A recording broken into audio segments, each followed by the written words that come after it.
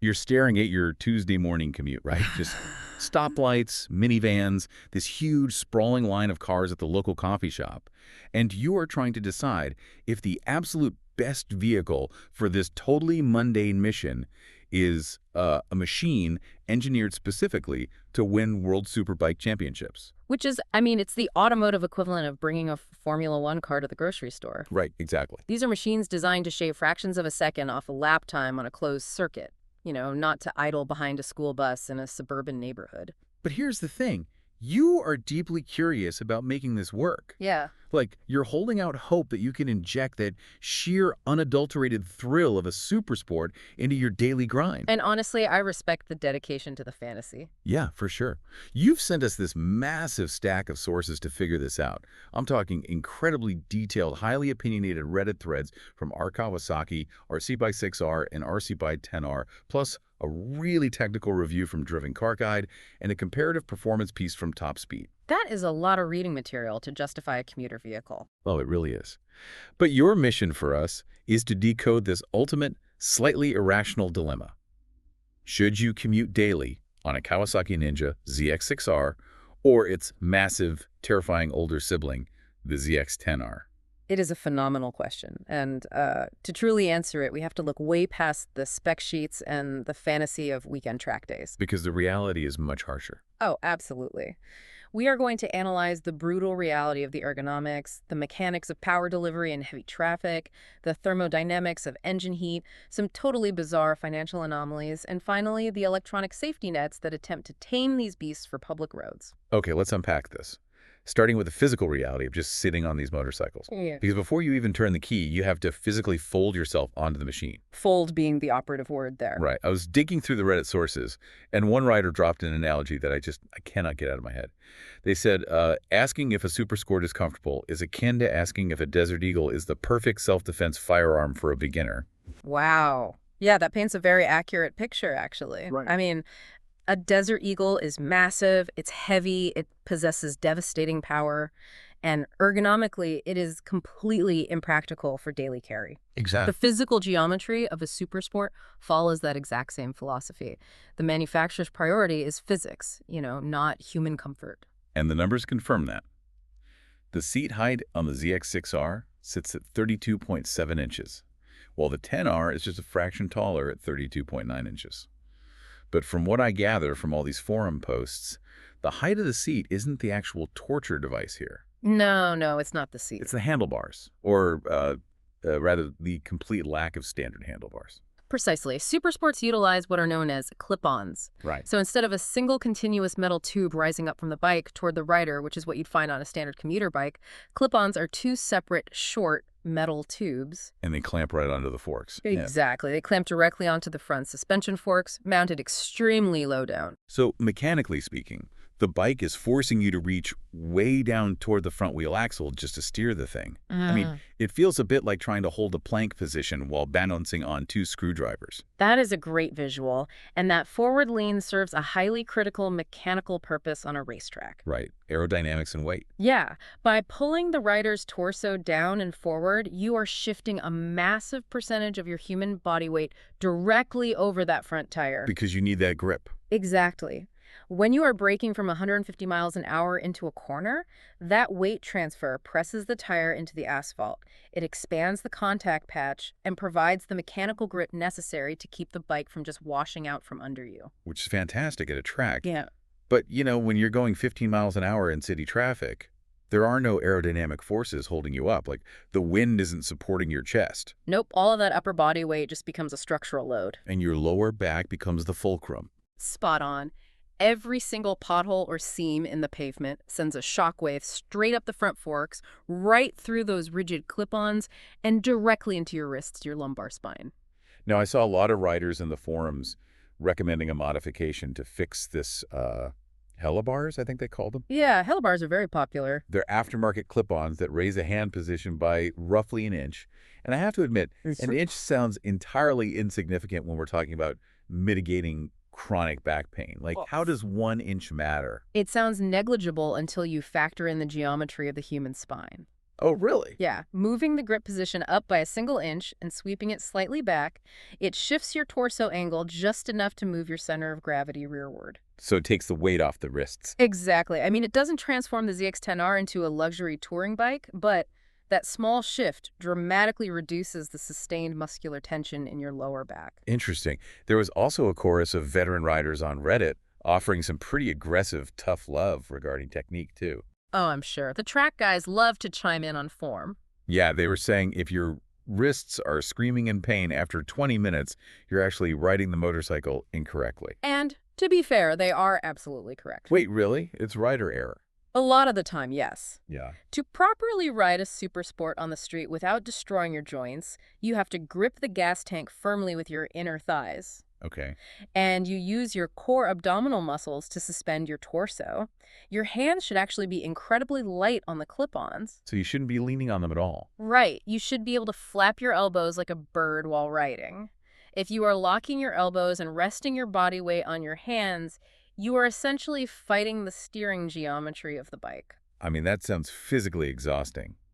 Doing a targeted core workout for an entire 45-minute commute is quite the commitment for a Tuesday morning. It definitely keeps you in shape. But let's look at the size difference between the two models, because I totally assumed the smaller 600cc machine would naturally be the easier fit for navigating tight city traffic. What's fascinating here is that the sources reveal a bizarre ergonomic paradox for taller riders. A paradox out.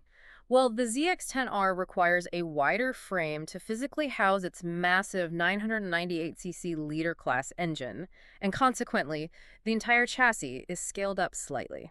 Oh, so the bike itself is just physically roomier. Exactly. There was this one rider on the Kawasaki subreddit who is 6'4", and he explicitly noted that he felt significantly less cramped on the 203 horsepower track missile than he did on the smaller ZX6R. I read that too. His knees weren't jammed as tightly against the phalanx. Yeah. So you might end up buying the more extreme racing machine simply because your femurs need an extra half-inch of clearance. It is a perfect demonstration of why engine displacement doesn't tell the whole story of a motorcycle's livability. Well, let's transition to that engine displacement, though. Because once you've figured out how to physically contort your body onto the machine, you have to actually twist the throttle. And that's where things get very real. Right. And I've always heard the automotive adage that bigger is always better. Like a V8 provides a more effortless drive than a four-cylinder. Sure, in a car, that logic usually tracks. But if the ZX-10R is sitting there with over 200 horsepower, I am genuinely struggling to understand how you deploy that on a public road between a red light and the stop sign. The mechanical reality is that you don't. You just don't. You really don't, and it comes down to the physics of gearing ratios. A liter bike like the ZX-10R is engineered to achieve top speeds well north of 180 miles an hour. Which is insane. To reach that terminal velocity without the engine tearing itself apart, the sprockets have to be geared incredibly tall. Meaning the first gear has to cover a massive range of speed. Exactly. According to the performance metrics in our sources, a stock ZX-10R can hit 105 miles an hour, with some riders even reporting up to 111 miles an hour before it ever hits the rev limiter in first gear. That is just mathematically absurd for a daily commute. I mean, 105 in first gear. It's wild. I saw a comment from a rider calculating that on their local highway, where the speed limit is 70 miles an hour, they get roughly 0.5 seconds of wide-open throttle before they are literally committing a felony. Which fundamentally alters the experience of the engine dynamics, right? Wow. Every engine has a power band. The sweet spot. Exactly, the specific RPM range where the internal combustion is operating at peak volumetric efficiency. It's delivering the maximum torque and horsepower. Okay. But on a highly tuned race engine like the ZX-10R, that power band doesn't truly ignite until you are traveling at speeds that are already illegal on most city streets. It's like adopting a racing greyhound and forcing it to live its entire life inside a studio apartment. That's a great way to put it. The riders who daily the 10R actually used words like lazy or boring to describe city riding, which blew my mind for a 200 horsepower bike. Because the bike has immense flat torque available everywhere, so you never have to engage with the gearbox. It'll just twist and go. Yeah, you pull away from a stoplight in first gear and you just stay in first gear. The motorcycle does absolutely all of the work while the engine barely breaks a sweat. Now, contrast that with the ZX6R, which is a wildly different mechanical animal. We're looking at around 127 horsepower or up to 133 horsepower, depending on the crossover model's top speed mentioned. Right, the 636cc engine gives it a little bump. But the 600cc class really makes you sing for your supper. It absolutely does. A 600cc inline-4 engine lacks that massive low-end torque. The ZX6R tops out around 70 miles an hour in first gear. Which is much more reasonable. But more importantly, below 8,000 RPM, the engine can feel surprisingly sluggish off the line. It demands higher engine speeds just to generate forward thrust. So it feels a bit gutless at city speeds. It can, yeah. But when you actually cross that threshold into the power band, The acceleration is violent and instantaneous. oh yeah, this is the core appeal of the 600cc class for a street rider. Because the power is hidden higher in the rev range and the gearing is slightly shorter, it forces you to actively ride the motorcycle. You can't just be a passenger. Exactly. You have to constantly shift gears to keep the engine in its happy place. You are constantly pulling the clutch, kicking the shifter, managing the throttle. It transforms a mundane trip to the office into this engaging mechanical exercise.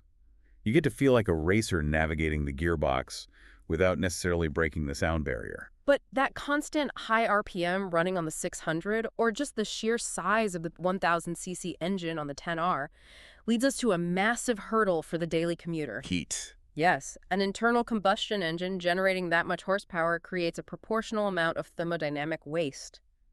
We have to talk about the heat. The sources paint a very sweaty picture. You've got an engine running a massive compression ratio wedged directly beneath your inner thighs. And it's wrapped in aerodynamic plastic fairings. Right. Fairings designed to slice through the air, not to cool the rider. At 150 miles an hour on a track, ambient air is being forced violently through the front radiator, pulling the engine heat away. It breathes. Right. But in a traffic jam at 5 p.m. on a Tuesday, there is zero airflow. The heat just radiates upward. One ZX-10R owner noted their engine temperature gauge regularly creeps past 220 degrees Fahrenheit in stop-and-go traffic. That is uncomfortably hot. It got so severe that they had to illegally dip onto the highway shoulder just to get enough speed to force wind over the radiator and stop the motorcycle from boiling over. The thermodynamic reality of a liter bike in the city is that you are quite literally straddling a furnace. Here's where it gets really interesting, though. We've established the 10R is hotter, heavier, and makes 200 horsepower. Naturally, you assume the bigger, faster machine is going to cost significantly more to operate and insure. Well, consumable costs absolutely scale up. Sure, gas and tires. Yeah, the immense torque and weight of the ZX-10R will chew through soft performance compound tires and expensive brake pads much faster than a 600cc machine. But the insurance quotes completely broke my understanding of logic. Oh, this is my favorite part of the Reddit threads. It's so weird. A 27-year-old rider with a flawless driving record requested insurance quotes for both motorcycles. The insurance company demanded $400 more per year to insure the smaller, less powerful ZX636 than they did for the massive 203 horsepower ZX-10R. It sounds totally backwards. How does the slower bike cost more to insure? If we connect this to the bigger picture, it is a masterclass in how actuarial tables operate. Okay, lay it on me. Insurance underwriters do not price policies based purely on the physical capability of the hardware. They price policies based on the statistical behavior of the demographic purchasing that hardware. Oh. So they are insuring this statistical pool of riders, not the motorcycle itself. Precisely. The 600cc super sport class has historically been the aspirational entry point for younger, less experienced, and statistically more aggressive riders. Because they want a fast motorcycle but cannot afford the $20,000 price tag of a liter bike. Exactly. And actuarial data shows that this demographic crashes 600cc motorcycles at an incredibly high frequency. While the ZX-10R, with its massive upfront cost, is typically purchased by a 40-something professional who parks it in a climate-controlled garage and rides it cautiously on Sunday mornings. The data dictates the premium. The ZX-10R might possess the mechanical capability to cause more damage, but the 600cc rider is mathematically far more likely to actually trigger a massive insurance payout. I suppose I see the logic, even if it feels incredibly backward when you're standing at the dealership. And speaking of hidden costs and maintenance, we have to mention a bizarre engineering quirk on the ZX6R that the sources highlighted. The oil filter. The oil filter. It is nestled in this strange middle-of-the-engine position right behind the exhaust head. Notoriously annoying. The sources complain that every time you perform an oil change, oil violently cascades over the exhaust pipes.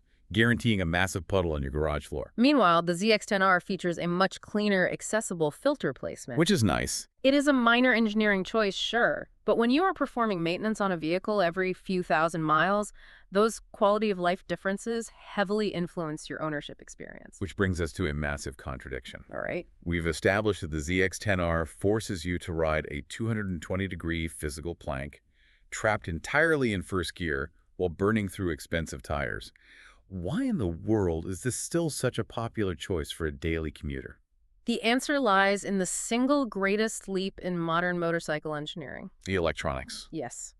It is the technology that separates the current generation of leader bikes from the terrifying, unpredictable widowmakers of the early 2000s. We're talking about highly sophisticated electronic rider aids. See, I always assumed the throttle was just a steel cable physically pulling a valve open in the engine. You twist your wrist, the engine gets more air, you go faster. That is the traditional mechanical linkage, yeah. But the ZX-10R utilizes a system called ride-by-wire. Okay, how does that work? When you twist the throttle on the 10R, there is no physical cable connected to the engine. Instead, a potentiometer measures exactly how many degrees you rotated the grip and sends a digital request to the motorcycle's central computer. Wait, so I'm just making a suggestion to a computer, and the computer decides what actually happens? Yes, exactly. That's crazy. The onboard processor evaluates your request against a massive algorithm factoring in wheel speed, lean angle, and traction data, and then electronically opens the throttle body butterflies to deliver the optimal amount of power. That feels like the difference between physically turning a heavy iron valve to get water versus pushing a button and letting a motorized pump calculate the exact water pressure for you. And that digital intermediary allows for programmable power mode. Which is huge for the street. Huge. You can physically put the ZX-10R into rain mode or a low-power street map. The algorithm intentionally dampens the power delivery. So even if you mess up and twist too hard... Right, you can aggressively snap your wrist back, but the computer will smoothly and gently roll the power on, preventing the rear tire from breaking traction. That is an absolute game changer. You essentially press a button on the handlebars and detune your terrifying track weapon into a manageable, compliant street cruiser. It really is magic. That totally solves my earlier question of how you manage not to accidentally launch a passenger off the back of the bike when the light turns green. Beyond programmable throttle maps, the 10R's electronic suite directly addresses the ergonomic complaints we started with. Wait, electronics fix back pain? Indirectly, yes. The inclusion of electronic cruise control on a Supersport is a revelation for commuters. Oh, I see where this is going. If you're on a long, boring stretch of highway, you set the cruise control, completely release your grip on the right handlebar, sit fully upright, and give your lower back and wrists a desperately needed rest. that is brilliant. The motorcycle maintains speed while you stretch out the muscular tension. The sources mention a ton of other tech on the 10R too. Auto blip downshifting is a huge one that kept coming up. Oh, auto blippers are fantastic. Can you explain how that works? Sure. To explain the mechanism of an auto blipper, you have to look at the traditional way. Traditionally, when you downshift a motorcycle, you must pull the clutch, manually blip or spike the throttle to match the engine RPMs to the slower wheel speed, and then smoothly release the clutch. And if you get that wrong, If you fail to match the speeds, the rear wheel violently locks up and skips across the pavement. which is absolutely terrifying in wet traffic. Exactly. But the auto blipper utilizes a sensor on the shift lever. The moment your foot presses down to change gears, the computer automatically cuts the ignition for a millisecond. Oh, It seamlessly rev matches the engine and engages the lower gear without you ever touching the clutch lever or the throttle. It happens faster than humanly possible. so your left hand isn't constantly cramping up in stop-and-go traffic, pulling a heavy clutch cable. I mean, it really is a rolling supercomputer. It really is. And the sources point out that this is where the ZX6R really shows its age. It does.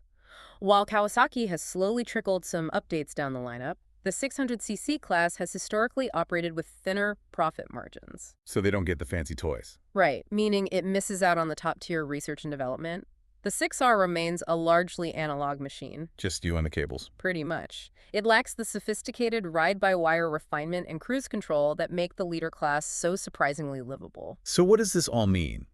We've navigated the brutal ergonomics, the massive gearing differences, the 220-degree heat, the bizarre actuarial tables, and the algorithmic safety nets. Let's lay out the final verdict for you, the rider staring at these two machines on the showroom floor. It's decision time. First, we have to echo the loudest disclaimer from all the sources. If you actually want comfort, wind protection, and inline-4 power, neither of these bikes is the logical choice. Not at all. The logical choice for a high-performance daily commuter is a sport touring platform like the Kawasaki Versys 1100 or the Ninja 1000 SX. They offer the power without the ergonomic torture. But logic left the chat the moment you started looking at track bikes for a Tuesday commute. Fair point. If your heart demands a super sport, the choice is a philosophical split. The ZX6R is the engaged, analog experience. You have to wring its neck, dance on the shift lever, and constantly manage the power band. It's lighter, it's playful. Exactly. But it lacks the premium electronic comforts to save your wrists on the highway. Conversely, the ZX-10R is the digital brute. It possesses a terrifying amount of power that you will never legally utilize, ensuring you rarely leave first gear. And it will absolutely roast your links in traffic. Oh, and consume expensive tires. However, its slightly larger physical footprint and highly sophisticated electronic suite. Managing the throttle, the shifting, and the cruising, it actually tames the beast into a highly compliant daily ride. It is a phenomenal contrast. But before we wrap up this deep dive, there's one final, really provocative reality emerging from our sources that might actually force your hand. The emissions regulations. Yes. We are currently witnessing the impending expansion of the 600cc inline-4 class. It's sad, but true. The global automotive landscape is shifting rapidly. Extremely strict European emissions regulations are making it financially unviable for manufacturers to continue producing high-revving, mechanically complex inline-4 engines in the middleweight category. They just can't meet the standards anymore. They simply run too dirty compared to the newer, highly efficient, parallel twin engines currently flooding the market. Which completely reframes this entire decision. It really does. Because if you choose the ZX6R, you aren't just selecting a daily commuter, you are actively investing in a piece of high-revving, analog motorcycle history before the entire class disappears from showroom floors forever. It adds a distinct layer of romanticism to the choice. You are literally choosing to ride a dying breed. Whether you choose the historical high-revving analog artifact or the 200-horsepower digital supercomputer, you are making a wonderfully irrational, deeply passionate choice. You really are. You are taking that F1 car on the grocery run. And honestly, we completely respect the dedication. Thank you so much for providing such a fantastic stack of sources for us to explore today. Keep asking those big questions, stay safe out there in traffic, and let us know which key you end up grabbing.